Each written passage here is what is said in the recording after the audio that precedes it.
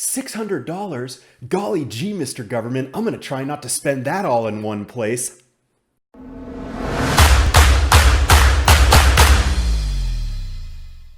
Hey everybody, Walrus here from Walrus Street, here with your weekly for the week of December 28th, 2020. As always, just a reminder, I am not a financial professional. All information in this video is to be used for entertainment purposes only. Now, last week was a short trading week. We only had about 3 1/3 days on the market with early closure for Christmas Eve and a full day off on Christmas Day. As a result, the market was mostly flat. There wasn't a whole lot of volume. Today's episode is going to be a little bit different. We're only going to cover 3 big news stories because really there wasn't a whole lot of news last week. And then we're going to do a little bit of a deep dive into a stock that I'm going to be purchasing. It's called BIONANO Genomics. Let's get started with the news. The first one, of course, I have to talk about the stimulus. Congress agrees to a $900 billion COVID stimulus deal after months of failed negotiations. This is a massive joke. It was worked into the spending bill. Basically, it's going to be sending out direct payments of $600 to most adults and $600 per child. Wow, incredible. Just to show you how much of a joke $600 is, if we just look up the average monthly rent in the United States for an apartment, as of last February, so this is a couple months out of date, but it was $1,468. So with a $600 stimulus check,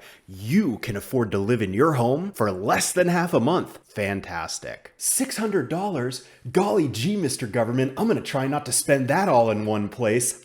If you actually look into the budget plan that this was released as part of, it's absolutely infuriating the amount of money that America can spend on useless stuff. They can only afford to send $600 per citizen. This is just an absolute travesty. As you would expect, the market really didn't move on this news because $600 isn't enough for anybody to do anything. This one was pretty interesting. Apple is going to be producing its own electric vehicles by 2024 and eyes next level battery technology. Second part there is what I'm most interested in. Whether you want to be part of the iPhone or the Galaxy and the Samsung Apple war, whatever side you choose, almost everybody is in unanimous agreement that Apple products do have the superior battery. So the fact that Apple is going to be getting into EVs and they're going to have an improved battery on their already good technology, that's pretty cool. This is going to be a self-driving car. There have been some other rumors online about LiDAR linked with Apple and possibly a takeover of a different company, but I won't cover that unless it actually happens. Central to Apple's strategy is a new battery design that could radically reduce the cost of batteries and increase the vehicle's range, according to a third person who has seen Apple's battery design. Not much information has been released yet. Apple did dabble in EVs back in 2014. It was a project called Project Titan. It was scrapped. They got rid of it, but it'll be interesting to see what comes of it this time. I think there is more incentive for them to proceed and push through it, especially seeing with what's happening with Tesla. The last story I want to cover is about Alibaba. Beijing launched an antitrust investigation into Alibaba, while Ant Group, the company's finance unit, was summoned to meet with the banking watchdogs to discuss financial regulations. In other words, Alibaba must play by China's rules. The shares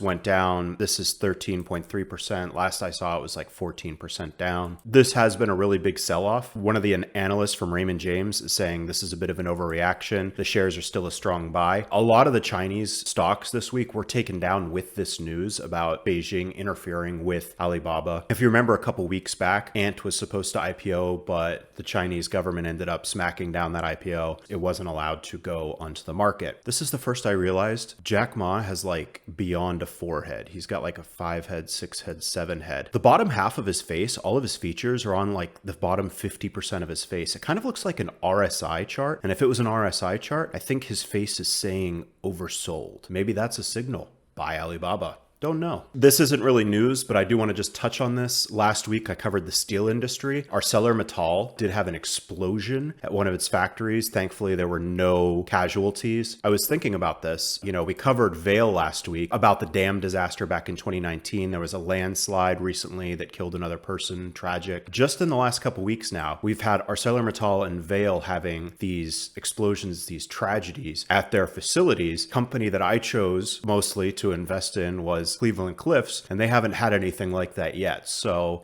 knock on wood, but maybe I'll be getting a little bit of good fortune there for my investments. The week between Christmas and New Year's is the slowest earnings reporting week of the year. Let's take a look at the earnings reports for this week. That's it.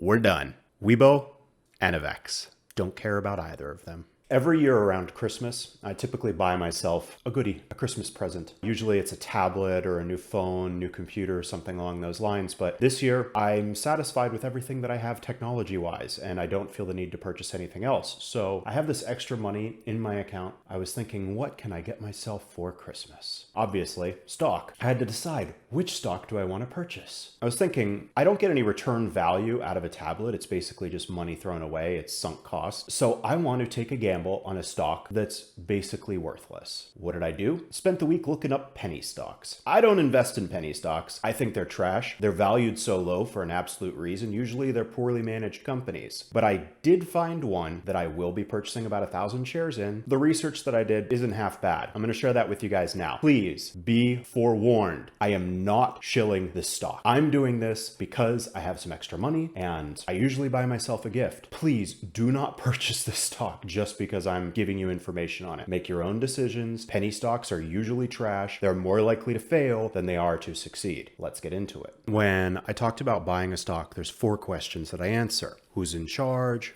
What's the product? What are the financials? Who else is involved? The company is BIONANO Genomics. This is their primary product. It's called the Sapphire Optical Genome Mapping Instrument. Optical genome mapping using Sapphire reveals what's missing in your research. Rapidly identify genome variation like never before with the high throughput Sapphire system. So let's answer question number 1. Who's in charge? The CEO is Robert Eric Holmlin. He's their president, CEO, secretary, director. Now, he does have some other experience here. I'm more interested in his education. He received a doctorate from Caltech, undergraduate degree from Occidental, an MBA from University of California, Berkeley, and another MBA from Columbia University. Apparently, he knows business, he knows tech. Now, this is his bio on the BIONANO Genomics website. Mentions he's a dynamic leader with more than 2 decades of experience developing innovative solutions in companies with life sciences and healthcare industries. He was an NIH postdoctoral fellow at Harvard and a National Science Foundation predoctoral fellow at Caltech. Seems like a pretty qualified guy. Question 2. What's the product? We already looked at this. This is their product. This isn't a one-time purchase. It also has a software and it has consumables. These consumables, these Sapphire chips, in order to use the mapping instrument here, you have to actually use these Sapphire chips. These are consumables. This is a little screenshot of their software over here. What brought this company to my attention? Well, as with most of my other finds, it was a Reddit post, but this was a post on a penny stock, and penny stocks are notoriously not trustworthy. They have low valuations for a reason. I did extensive research onto this. I ended up reading more about genetics over the weekend than I did ever since my genetics course in undergrad. They had 3 publications recently in a row. You can find all of these online. All of the journals that these were published in were high impact factor journals. This isn't like some publication in some third-tier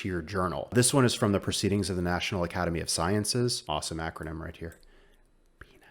BIONANO Sapphire system used to characterize virus integration into human genome. This instrument was used to identify how herpes virus 6 integrates into the human genome of its hosts. If you know anything about viruses, very, very simply, viruses alter the DNA inside a cell using messenger RNA. Why this is interesting to me? Because of the implications. Right now, we're dealing with a global pandemic, COVID. Just in the last week, we've received news that COVID has mutated in the UK, in South Africa, Japan, and Germany. I think there's some other countries have had mutations already. COVID, because it's globally affecting everyone, because it's so virulent, so contagious, it's a pandemic across the world, people are going to be studying COVID for a long time to come. This isn't directly going to influence the profitability of the device. This is going to keep the Sapphire system in the news. Anytime a study is published about how COVID has affected the human genome, the Sapphire system has a very high chance of being the technology that's used within the study, which means BIONANO Genomics is going to be mentioned as part of the study. This isn't about profitability, but this is about high-profile press. Next one, BIONANO Genomics achieves key milestone with software update for its Sapphire system that increases throughput to 96 human genomes per week. Adds Sapphire Assure for monitoring system health. So there's a software update, Sapphire Assure for monitoring health. Since its launch in 2017, Sapphire throughput has increased by 1,400% from a maximum of 384 genomes per year to nearly 5,000 per year with the latest release, representing the achievement of a goal of at least 12 genomes per day by the end of 2020. Awesome. So the latest software release increased the speed of the system. The fact that they can keep releasing software that increases system speed on their already existing pieces, this makes it so that people that purchase the equipment are going to be more likely to purchase because over time it's only going to improve. This doesn't have built-in obsolescence like tablets, phones, PCs. This is a system that can continually improve over time along with their research at their headquarters. This is the big one. Publication reveals in side-by-side comparison that method using PacBio sequencing detects only 72% of the large structural variants detected by optical genome mapping with Saphyr. So there's a lot to break down in this one, but let me hit the highlights here. PacBio is the other company in genome mapping. This is the company that has the largest market share. This is the direct company with which BIONANO Genomics is competing. Previously, there was a massive moat because PacBio started so much earlier. This is a head-to-head study that shows in detecting specifically large structural variants, the Saphyr system is more effective. 72%, you might be thinking this isn't a huge difference, but here, check this out. The cost of this method is estimated, based on list pricing, to be between $10,000 and $20,000 per genome. That's the PacBio system. Per genome, $10,000 to $20,000. Saphyr, which costs less than $500 per genome, was shown to be significantly more sensitive than the sequencing method. Saphyr is putting out a product that's 20 to 40 times cheaper than the leading product in the market. By the way, all of this is available on the investor page of the NanoBio website. Who conducted this study? Human Genome Structural Variation Consortium. I looked them up. They are part of the International Genome Sample Resource, a European organization that's providing open source genome information for 1,000 genomes. You can download all of the data from their website. This is all for free. Now, if this is the organization that's conducting this study and publishing the results, then you can guarantee that the results are non-biased. This organization wants the most effective, least expensive option for processing genomes. Now, this is the actual study. You could find the link in the last PR release. Something that's worth noting on the abstract: 2 of the researchers are employees and shareholders of BioNano Genomics, and 1 is an employee and shareholder of Pacific Biosciences. Both companies were represented by researchers, and there were many researchers in this study. The fact that this is a neutral party conducting the research, this is non-biased. Also, their sample size is massive in this study. Let's take a brief look at their competitor, Pacific Bio. This is the Pacific Bio device, the Sequel system. It's real-time sequencing technology. They also offer consumables. They also have a software. Device, consumables, software. Pacific Bio is a direct competitor, and BioNano Genomics just showed, at least for long variants, their device is more accurate and 20 to 40 times less expensive. BioNano Genomics is hosting a symposium. They already have international customers, and this symposium is occurring in January. There are professors from all around the world who are going to be speaking at this, and they're representing all facets of genetics and genomics. January 11, 12, 13, 14. If you click on every day, they already have a huge list of confirmed speakers for each day, all from different institutions, different countries, and there's even going to be a COVID-19 genome expert panel session. Now, if you look at the way this lined up, they just had 3 publications in December showing why their product is superior. Now they're going to be hosting a symposium with genetics experts extolling the virtues of their new, cheaper product than Pacific Bio, their product that's more accurate, that's less expensive. This is the best kind of advertising you can possibly have in academics. Next question, what are their financials? They suck, all right? We're just going to cut that one out right now. We had a huge spike, and this is with the release of the side-by-side study with Pacific Bio. We have an overbought territory on the RSI. There is a little bit of a run-up. We're about to have a golden cross with the 50 going over the 200. The MACD is trending positively also. But a lot of this is due to that one huge spike, so it'll be interesting to see how it moves over the next couple of days. This is their all-time chart. They IPO'd back in August of 2018. After their IPO at around $6, they rose about a month later to about $8, and then they started dropping. This big drop here, if you remember, this is the 2018 stock market crash. They ended up losing a lot of their value. They kept going down from there. There's a couple of green candles, mostly been floating in penny stock territory. Another really important thing to note about the company, they did have another stock offering, which further diluted the shares. That's one of the reasons why the share value is so low right now. But the company needed to do that stock offering to raise enough capital capital to finish out the software update to get through to this symposium to make sure they were still a functioning company upon the release of these favorable studies. Simply Wall Street has them with a high future and high health, although the health doesn't seem to be that good. They can just cover their debt basically for the short term, and they have enough cash to run for about another year, year and a half. This is a company that needs to become profitable very, very soon. We could see their earnings and revenue growth forecasts. We start getting positive by 2024, but this information is all prior to the release of these studies. And these studies are groundbreaking, and they can change the course of the entire company. There are 4 analysts covering this company. They have them rated as a strong buy and a buy. So nobody's unfavorable on this company. One of them, DeGeeter from Oppenheimer, has a $1.50 price target in the next 12 months. The average price target from the analysts is about $1.42. Last question, who's involved? Vanguard Group just reported purchase the end of September of over 5 million shares, 5.5 million shares. This is just to go into the ETF, the total stock market ETF, but it's interesting that they made this purchase now when the stock is at its lowest valuation after the stocks were diluted, not before. Vanguard does see some value in keeping this in their ETF. I saved the best for last. Last week, I talked about Cathie Wood, ARK, specifically ARKG, and how she feels that the genomic sector is going to be the fastest growing sector over the next 5 years. ARKG is going to be her fastest growing ETF. That's her anticipation. Cathie Wood and ARK are the best performing active ETF on the market, and they have been for the last year. This is from Twitter. Simon Barnett, who's an ARK representative, specifically wants to speak with the CEO of BIONANO Genomics. Why does this matter? Now, this is on ARKG's page on their actual website. This is the genomics focused ARK. And if you go down here and you click on the Fund Holdings PDF, this is accurate as of Christmas Eve. Now, these are all the companies on here. You recognize a lot of the big names. Here's Editas. Editas comes in at 1.94% of the fund. We've got Beam Therapeutics. That's another big genetics one. That's 1% of the fund. CRISPR Therapeutics. That's the one that everybody would think of as being the heaviest. That's 6%. But who's this at the top? Pacific Biosciences, PAC B. This is the big competitor of BioNano Genomics, coming in at almost 7% of ARKG. This is a big if, but if ARKG ends up investing in BioNano Genomics, what do you think they're going to reallocate in their portfolio? Most likely, they're going to take away from Pacific Biosciences, which is currently their largest holding at 7%, to reallocate some of that funding into BioNano Genomics, because the two are direct competitors. This could drive down the price of Pacific Biosciences, which currently sits at about $27 a share. It could show potential purchasers that ARK has faith in the company. I have a feeling that if ARK is going to buy into BioNano Genomics, it's going to happen after the symposium wraps in January, after the information from the symposium is made public, and after they have some time to interview experts about their opinions on the BioNano Genomics technology. Let's take a look at my Robinhood Options plays for this week